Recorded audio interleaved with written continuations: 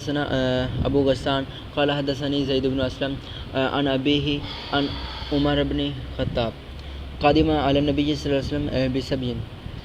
نبی اسلام کے پاس قیدی آئے، سبی قیدی.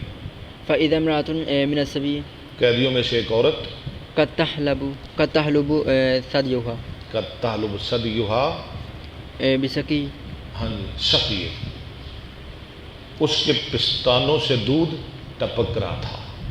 اذا وجدت صبیہ فی صبی، اچانک اس نے پا لیا اپنے بچے کو، اچانک اس کا بچہ اسے مل گیا. فالصقته ببطنها، اس کو لگا لیا اپنے پیٹ کے ساتھ وارضعته، اور اس کو دودھ پلایا. فقال لنا النبی صلی اللہ علیہ وسلم اترون هذه طارحة ولدها فی النار. آپ نے فرمایا بھلا یہ عورت اپنے بچے کو جہنم میں پھینکے گی، آگ میں؟ قلنا لا، ہم نے کہا سوال ہی نہیں پیدا ہوتا.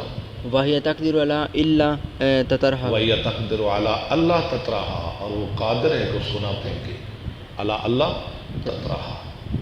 فقال للہ ارحم بعباده من هذه بولده.